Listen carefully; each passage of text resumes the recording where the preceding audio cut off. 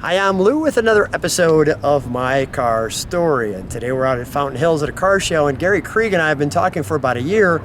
He's got a great car. Gary, what year, make, and model is this one? It's a 1953 Chevrolet Bel Air Convertible. And I'm excited about this car because I don't have a 53 Chevy, and we've got a convertible, so now we have one on the channel for you. And this one's great, so let's take a look at our featured attraction. I'm just gonna go right there so you can see that. So Gary, how long have you had this one? I've had this car for 19 years. It belonged to a very close personal friend of mine.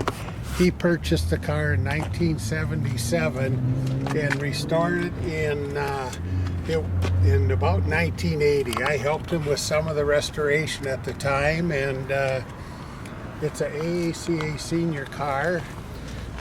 What does that mean?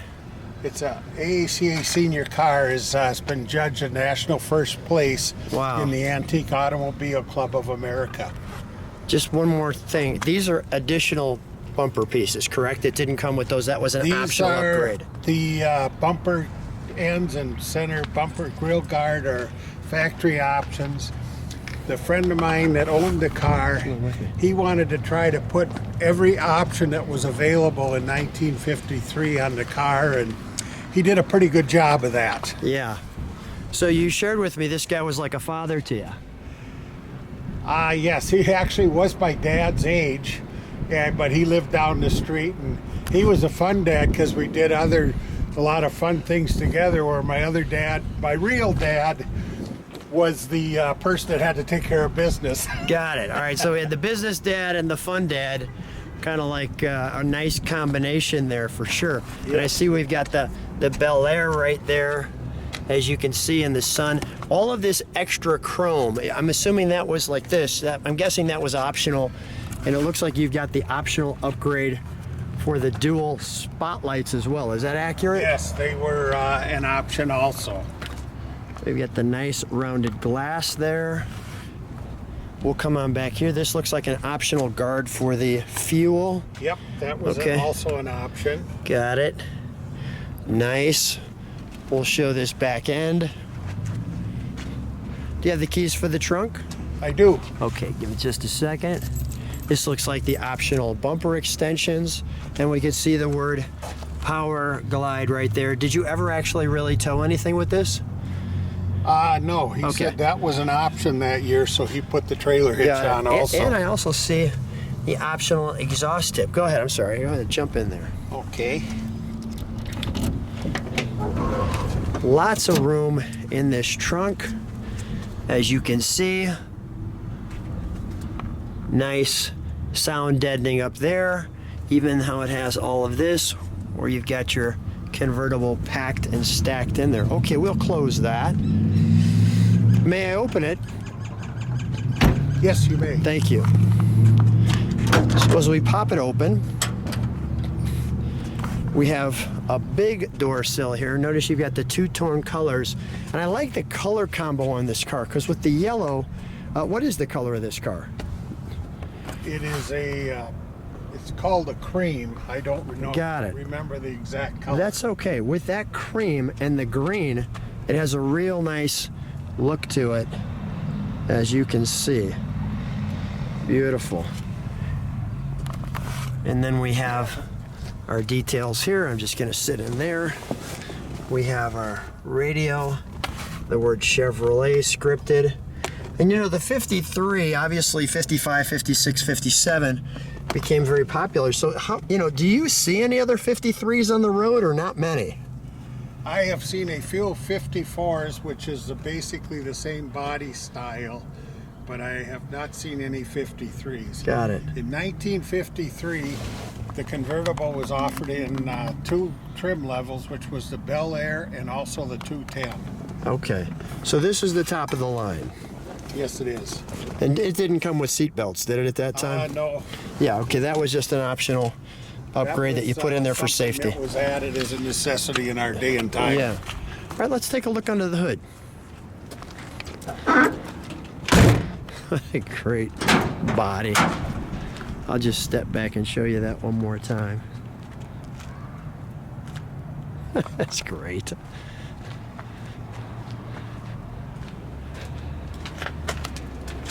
Dual horns, that must have been an option. I'm guessing it was just one at the time. Maybe I'm wrong. I like how you put the first place trophies in there inside, so it still kept the body all nice and clean. And you have your vehicle tag right there that you can see with all the details. What's this canister here? That is the overflow from the radiator where it would return the coolant to the radiator. That was also an option in 53. Okay. Instead of the coolant just running over and going on the ground, when the engine cooled, it would pull it back into the radiator. Perfect, yeah, good to know. And then it's got a single barrel? Single barrel carburetor, yes. I like that. You know, the one thing too is the other challenge is if you do ever find some of these, sadly they don't have it, you know, original under here. It's got some modified engine or something like that, and they're hot rodded. So to find one that looks like this is really not only a treat, but super exciting to have on the channel for me. I know that I enjoy all the 50s cars, but this is something, you know, what's the Hot Wheel you want, right? The Hot Wheel you want is the one you don't have. Yeah, there you this go. This is the one I didn't have. Tell me about the filament here. Is this cleanable, it looks like? Yes, well, this is what they call an oil bath air cleaner. Okay. It actually had oil in it to help catch the dirt, and it is something you would take out and you would actually have to clean it and put it back on. Okay. The engine being a 235 Yeah. with a power glide, that was the first year that Chevrolet had full pressure oil systems on the engine, but it was only on the 235. Okay. If you had a standard transmission in your car, it actually had the original Babbitts, which they had previously with dippers. Got it. Okay, great. Well, let's fire it up, shall we? Okay. Big hood springs too. You can see that there. A massive hood. I love how everything's so clean. The Chevrolet Bel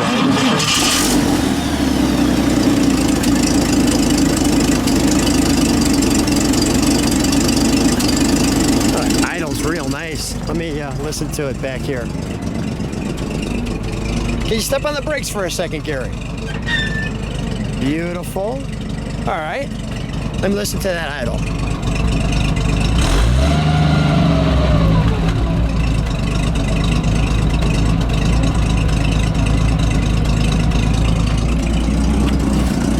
Got left is let's take it for a ride. Okay. Gary and I are in the 53 Chevrolet Bel Air Convertible.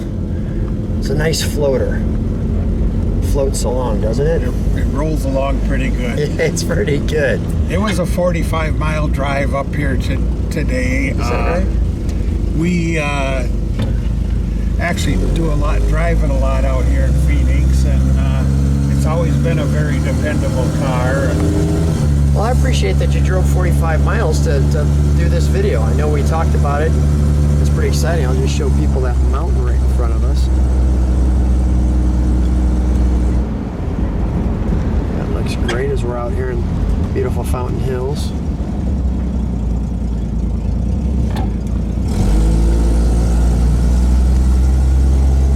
Get people to see that. Is that a jet or an eagle with those wings like that? It looks kind of like a combo. Well, they had in previous years, earlier years, they were always an eagle, so I'm assuming that is also an eagle. Got it. That's an optional hood ornament. Wait, is that an upgrade? That is an upgrade also. Okay. Did it usually come with no hood ornament? It had a pretty basic hood ornament. Yeah. That they came with, and So that was, like I said, that was an option, just like most of the pieces on this car. When this car was restored, a lot of NOS parts were pretty readily available at swap meets, and most of the parts put on were NOS. Yep. The only problem with 53 Chevrolets was during the Korean War, and the parts, people dubbed them Korean chrome. Okay. And it was a bright finish that was on the parts, and then they put a clear lacquer finish over the top of them. Yeah. So even if you purchased NOS parts, normally you ended up stripping off that lacquer finish and having them re-chromed. Got it. I just want to show people this view that we have here. It's just spectacular. That's pretty sweet. How long did the restoration take? Or was it just kind of a labor of love and pieces just kind of kept coming to it? About 3 years. Well, okay, 3-year restoration. Well, I'm glad that you kept the legacy of your friend's car. And I'm glad that we had the chance to finally connect and share your car because it's so much fun. And I've been waiting for a 53 and, well, this one's just the right one for sure. Gary, thanks so much for being on My Car Story. Thank you. I enjoyed it.